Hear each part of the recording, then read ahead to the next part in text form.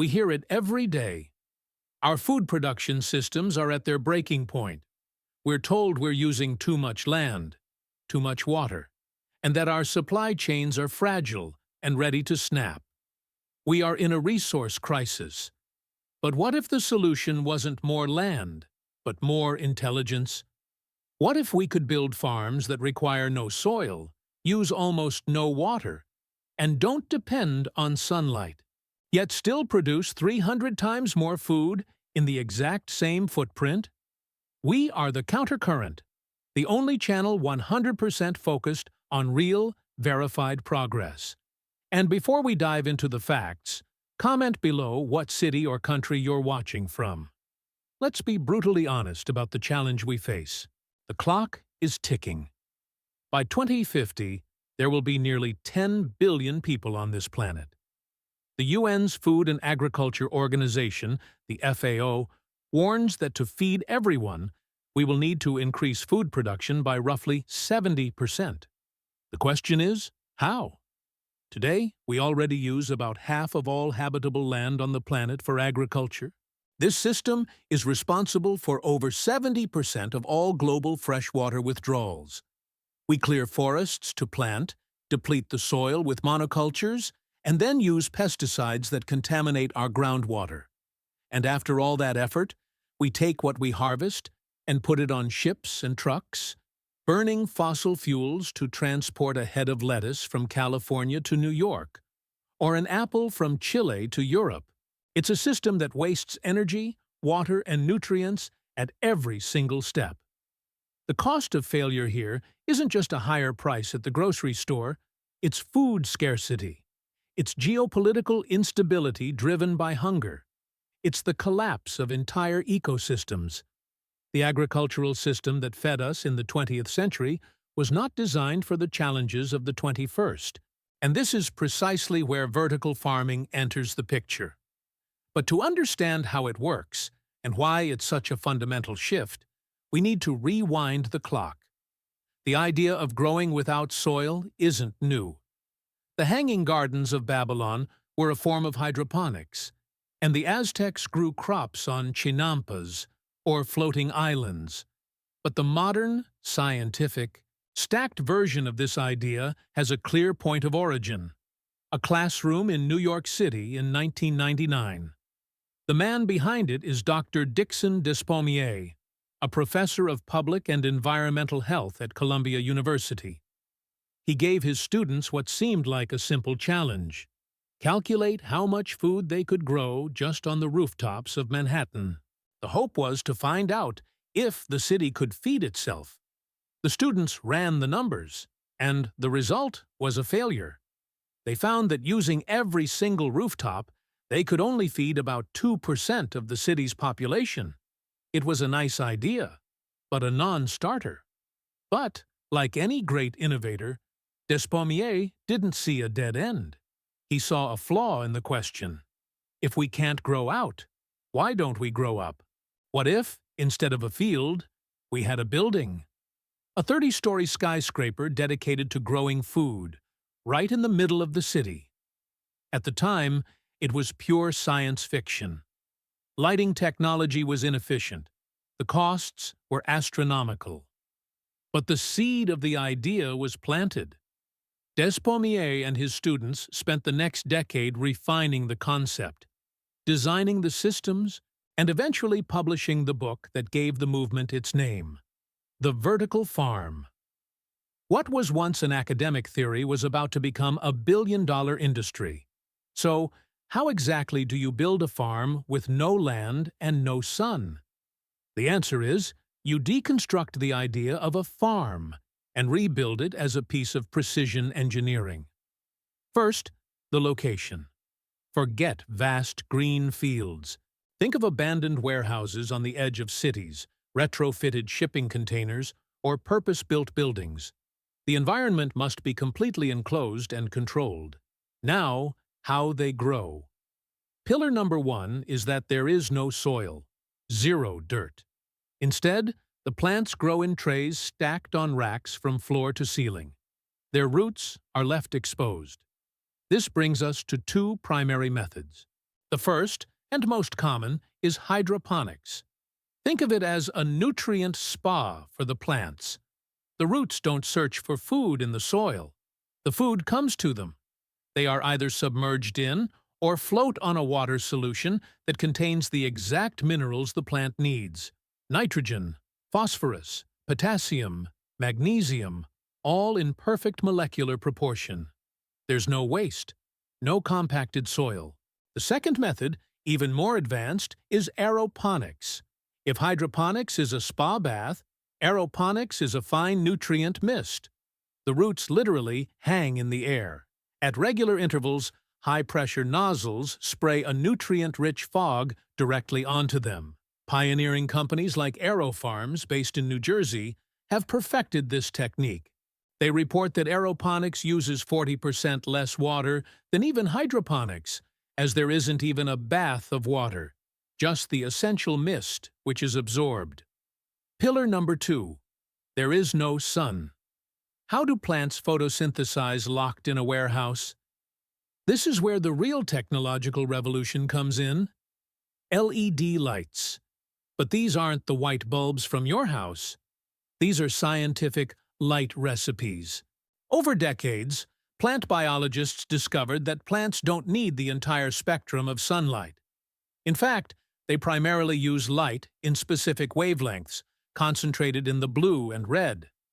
The green light? They reflect it. It's why they look green to us. Vertical farms use LED panels that provide only these blue and red wavelengths of light. The result is that these grow rooms glow with an alien, futuristic pink or purple light. This is incredibly efficient. In a field, a plant wastes a huge amount of energy growing tall and wide, competing with its neighbors for sunlight. In the vertical farm, it receives 100% of the perfect light it needs, often for 16 to 18 hours a day. It can focus all its energy on one single thing: growing. It's like giving an athlete a perfect diet and training regimen 24 hours a day. The third pillar is the controlled environment. Because it's a closed system, everything is monitored by sensors and managed by software. The air temperature, the humidity, the carbon dioxide levels. If sensors detect the plants are at peak photosynthesis and need more CO2 to breathe, the system injects more. If humidity rises, dehumidifiers kick on. And most importantly, because it's a sealed, sterile, and controlled environment, there are no pests, no insects flying in, no fungi from the soil, no weeds. And if there are no pests, there is absolutely no need for pesticides, herbicides, or fungicides. The food is completely clean and safe, from seed to harvest. This all sounds like a technological utopia. But does it work in practice? Are the numbers real? Let's get to the facts. First, water. The statistic from the intro is correct, and in some cases, understated. Multiple studies, including reports from the United States Department of Agriculture, USDA, confirm that vertical farming uses, on average, 90% to 98% less water than traditional field farming. How is that possible? It's a closed-loop system. In a field, most of the water either evaporates under the sun or runs off into the soil, away from the roots. In a vertical farm, the water the plant doesn't immediately absorb is captured, filtered, sterilized, usually with UV light, and returned to the nutrient tank to be used again. It's water recycling taken to perfection. In a world where droughts and water scarcity are the new normal, this is a game changer. Second, land productivity. This is where the 300x number comes from. And it is real.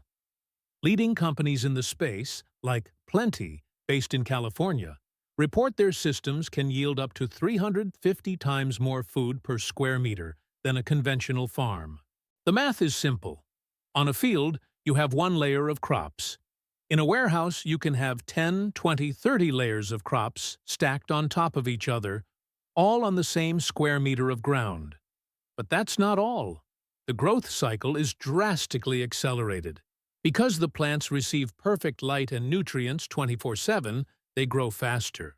A head of lettuce that would take 60 to 70 days to mature in a field can be ready for harvest in 30 or 35 days. And most importantly, you can do this 365 days a year. There is no winter, there is no frost, there is no drought or flood. It is one perfect harvest after another. Let's add it up. More layers, faster growth cycles, and year-round harvests. When you multiply these factors, numbers like 300x or 350x aren't just possible. They are the inevitable result of the engineering. Third, the supply chain impact.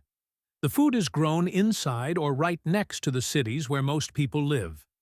This means a head of lettuce can be harvested at 8 a.m. and be on the grocery store shelf or in a restaurant's kitchen by 11 a.m. The distance food travels plummets from thousands of miles to tens of miles. This massively reduces carbon emissions from transport. And, crucially, it improves the food's nutritional value. Vitamins and nutrients in fresh vegetables are fragile. They begin to degrade the moment they're picked. A spinach leaf that has traveled for a week in a refrigerated truck is nutritionally inferior to one harvested that same day. Of course, this isn't a paradise, it's engineering. And like all engineering, it has challenges. We are the channel for pragmatic optimism, not foolish optimism. And the number one pragmatic challenge is obvious. Energy. The sun is free. Replacing the sun with thousands of high-intensity LED lights, 24 hours a day, consumes an immense amount of electricity. Add to that the air conditioning systems to remove the heat from those lights, the dehumidifiers, and the water pumps. This is the Achilles heel of vertical farming. But this isn't an unsolvable problem. It's an engineering challenge that is already being solved on two fronts. The first is efficiency. LED technology is evolving at a breakneck speed. Every year, the lights become more efficient, producing more lumens, the amount of light per watt of energy. At the same time, scientists are refining the light recipes to give the plant the minimum energy required for maximum growth. The second front, and the most important, is the energy source. For vertical farming to be truly sustainable from a carbon perspective, it must be paired with renewable energy sources. And that is what's happening. Many new vertical farms are being built with their roofs covered in solar panels, or strategically located next to wind farms or hydroelectric plants. The cost of renewable energy has plummeted in the last decade, making this synergy economically viable. The other pragmatic challenge is the initial cost and the variety of crops. Building one of these high-tech facilities is expensive, and, for now, the economics only work out for high-value, fast-growing products. It works incredibly well for leafy greens, lettuce, arugula, spinach, herbs, basil, mint, and some fruits like strawberries. But what about the staple grains that feed the world, like wheat, corn, and rice? The economics don't add up. Yet. These plants require a lot of space and have a long life cycle. They, for now, still need the open fields. Therefore, vertical farming isn't the replacement for traditional agriculture. It is a new and incredibly powerful tool in our toolbox. So, why does this matter beyond just having fresher lettuce in the city? Because this changes the fundamental equation of human civilization. Since we planted the first seed 10,000 years ago, we have been prisoners of geography. We needed fertile land and fresh water. Cities were born around river valleys. Empires fought over fertile fields. Vertical farming decouples, for the first time in human history, food production from geography and climate. With this technology, we can grow high-quality food in the Sahara Desert, in the middle of a frozen Alaskan winter, or in a densely populated Tokyo neighborhood. We can build a vertical farm on a moon base or in a future Mars colony. This means resilience. When a hurricane destroys the crops in Florida, or a historic drought hits California, The vertical farm downtown keeps producing, untouched. It's the end of the growing season. It's the beginning of production on demand. And think of the ecological impact. If we can realistically grow 300 times more food on the same footprint, it means we can give land back to nature. We can allow vast areas of exhausted farmland to be rewilded, restoring wild habitats and creating gigantic carbon sinks. We are redesigning a 10,000-year-old system. This isn't wishful thinking. It's a data-driven engineering solution that is being built right now in warehouses near you. In a world focused on the looming crisis of hunger and environmental collapse, a solution was being built quietly, stacked floor by floor under purple lights. Facts are stubborn, and the facts show that progress is real. Now I want to hear from you. What food would you love to have grown in a vertical farm near your home, so you could have it fresh all year round? Comment below. Thank you for watching.